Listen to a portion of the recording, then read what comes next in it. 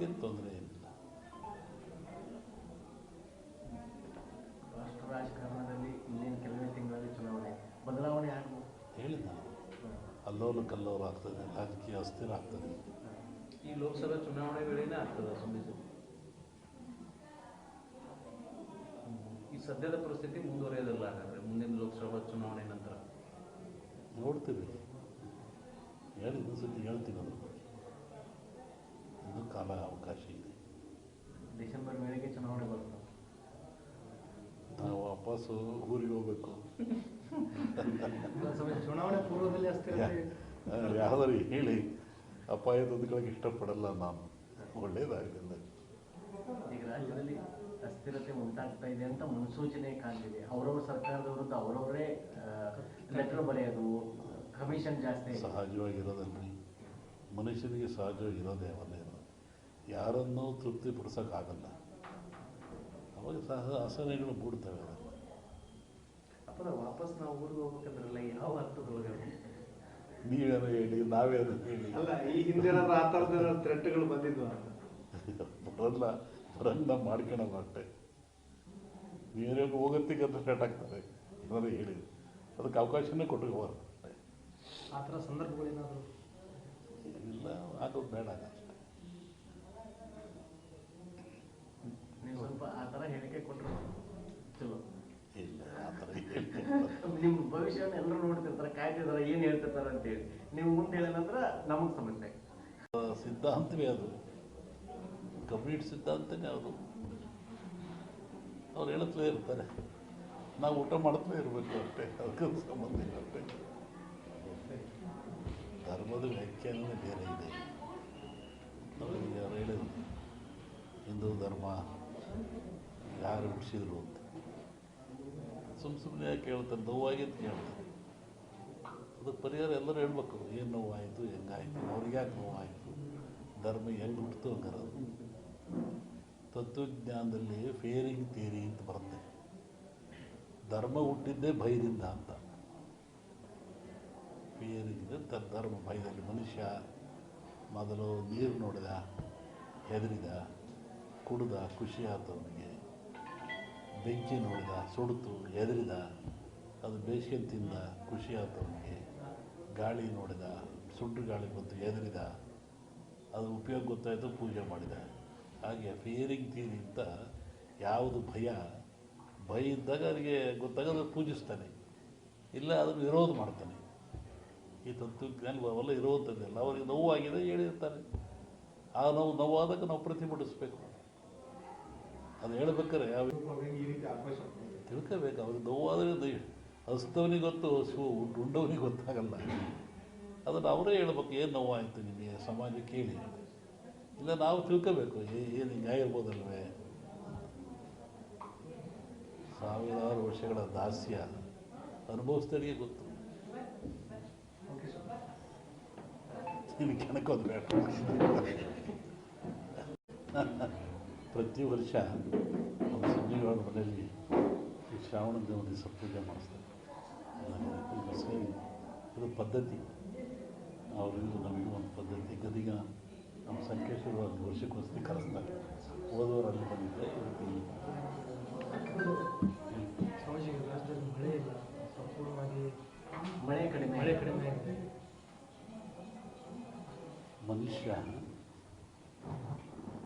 ಎಷ್ಟು ತಪ್ಪು ಮಾಡಿದರೂ ಆ ಭಗವಂತ ಕ್ಷಮಿಸ್ತಾನಂತೆ. ಮನುಷ್ಯ, ಪ್ರಾಣಿ, ಭೂಮಿ ಏನು ಮಾಡಿದ್ರು ಸೃಷ್ಟಿಕರ್ತ ಅವನೇ ಅಲ್ಲದೆ ಅವನು ಕ್ಷಮಿಸ್ತಾನಂತೆ. ಆದರೆ ಮನುಷ್ಯ ಮಾಡಿದ ಕರ್ಮಗಳು ಅವನು ಕ್ಷಮಿಸಲ್ವಂತೆ.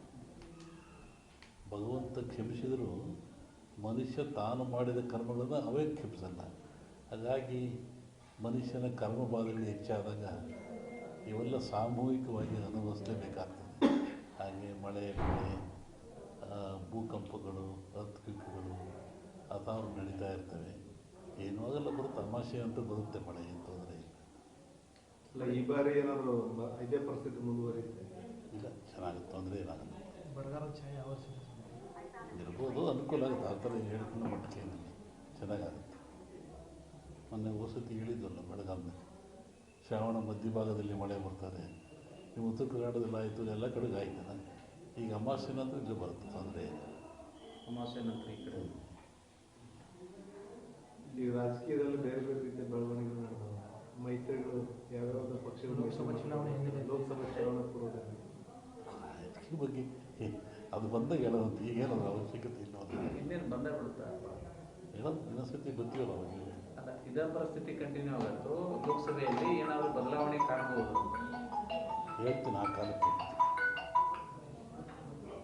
ಈಗ ಬಿಜೆಪಿಯವರು JDS ಅವರು ಹೊಂದಾಣಿಕೆ ಮಾಡ್ಬೋದು. ಅದು ನಮಗೇನು ಸಂಬಂಧ ಇಲ್ಲ. ಅದ್ರ ಬಗ್ಗೆ ನಮಗೇನು ವಿಚಾರ ಅಂತ ಹೇಳಲೂಬಾರ್ದು. ದೇಶದ ಭವಿಷ್ಯ ಏನಾಗುತ್ತೆ? ದೇಶ ಹಿಂಗೆ ಹೋಗ್ತಾ ಇದ್ರೆ ಹಿಂಗೆ ಹೋಗ್ತದೆ. ಸದ್ಯಕ್ಕೇನು ತೊಂದರೆ ಇಲ್ಲ. ಅನೇಕ ಆಪತ್ತುಗಳಿದ್ದಾವೆ. ಅದೇ ಬಂದೇ ಹೇಳಿದ ಭೂಕಂಪಗಳಾಗ್ತವೆ. ಮೊನ್ನೆ ಫಾರಿನ್ನ ಕಡೆ ಮಳೆ ಜಾಸ್ತಿ ಆಗ್ತದೆ. ಇನ್ನೂ ಉತ್ತರದಲ್ಲಿ ಮಳೆ ಅಂತ ಹೇಳಿದ್ರೆ ಹಾಗಾಗ್ತದೆ. ದೊಡ್ಡ ದೊಡ್ಡ ನಗರಗಳಿಗೆ ಆಪತ್ತಿದೆ, ತೊಂದರೆಗಳಿದ್ದಾವೆ, ಭೂಕಂಪಗಳಾಗಂಥದ್ದು, ಹಾಹಾಕಾರಗಳಾಗ್ತದೆ, ರಾಜಕೀಯದ ಅಸ್ಥಿರತೆ ಉಂಟಾಗ್ತದೆ. ಅವಾಗಿರೋದೇ ಪ್ರಾಕೃತಿಕವಾಗಿ ದೋಷಗಳು ಇರ್ತದೆ. ರಾಜಕೀಯ ಅಸ್ಥಿರತೆ ಅಂದ್ರೆ ಅದನ್ನು ಸ್ವಲ್ಪ ಬಿಡಿಸಿ ಹೇಳಿದ್ರೆ ಹೆಂಗಿರುತ್ತೆ? ನೀವೇ ನೋಡುವಂತೆ ನಿಮಗೆ ಗೊತ್ತಾಗುತ್ತೆ. ಯಾವ ರೀತಿ ರಾಷ್ಟ್ರ ರಾಜಕೀಯದಲ್ಲಿ ಅಸ್ಥಿರತೆ ಉಂಟಾಗ್ತದೆ? ಎರಡರಲ್ಲೂ ಇದೆ. ರಾಜ್ಯ ಎರಡರಲ್ಲೂ ಅಸ್ಥಿರತೆ ಕಾಣುತ್ತೆ. ಎಲ್ಲ ಕಡೆ ಈ ಧರ್ಮದ ವಿಚಾರ ಸಾಕಷ್ಟು ಚರ್ಚೆಗೆ ಆಗ್ತಿದೆ. ಆದರೆ ಸನಾತನ ಧರ್ಮ ವಿಚಾರವಾಗಿ ಚರ್ಚೆ ಆಗ್ತದೆ. ಅವರವ್ರ ಧರ್ಮ ಅವ್ರಿಗೆ ದೊಡ್ಡದು. ಇದು ಭಾರತದಲ್ಲಿ ಸೆಕ್ಯುಲರಿಸಮ್, ಜಾತ್ಯತೀತವಾದ ಇದೆ. ಮತ್ತು ಅವರ ಧರ್ಮಕ್ಕೆ ನೋವಾದಾಗ ಅವರು ವ್ಯಕ್ತಪಡಿಸೋದು ಸಹಜ, ಅದು ತಪ್ಪೇನಲ್ಲ. ಅದ್ರ ಬಗ್ಗೆ ನಾವು ಯಾವುದೇ ಪರ ವಿರೋಧ ಹೇಳುವಂಥದ್ದು ವಿಚಾರ ಅಲ್ಲ. ಒಂದು ಸಲವನ್ನು ಎಲ್ಲ ದೇಶಕ್ಕೂ, ಎಲ್ಲ ಮನೆತನಕ್ಕೂ, ಎಲ್ಲ ಜನಕ್ಕೂ ತನ್ನದೇ ಆದ ಧರ್ಮ, ನೀತಿ, ಪರಂಪರೆ ರೂಢಿ ಇರ್ತದೆ. ಅದು ನೋವಾದಾಗ ಎಲ್ಲರಿಗೂ ನೋವಾಗ್ತದೆ. ಹಾಗೆ ರಾಷ್ಟ್ರಕ್ಕೂ ಒಂದು ಧರ್ಮ, ನೀತಿ ಇದೆ ಮತ್ತು ಎಲ್ಲ ಜನಾಂಗಕ್ಕೂ ಇದ್ದಾವೆ. ಅದನ್ನು ನಾವು ತಿರಸ್ಕರಿಸಬಾರ್ದು, ಹೆಚ್ಚಿನ ಪ್ರೋತ್ಸಾಹನೂ ಕೊಡಬಾರ್ದು. ಅದು ಹೆಂಗುದೇ ನಡ್ಕೊಂಡು ಹೋಗ್ತಾ ಇರ್ತದೆ. ಧರ್ಮದ ವಿಚಾರ ರಾಜಕೀಕರಣ ಆಗ್ತಾ ಇದೆಯಲ್ಲ. ಧರ್ಮದಲ್ಲಿ ರಾಜಕೀಯ ಇರಬಾರ್ದು, ಅದು ಅಪಾಯ ಆಗ್ತದೆ. ಪ್ರಜಾಪ್ರಭುತ್ವಕ್ಕೆ ರಾಜಕೀಯಕ್ಕೆ ಅಪಾಯವಾಗ್ತದೆ. ರಾಜಕೀಯ ಬೆರೆಸಬಾರ್ದು.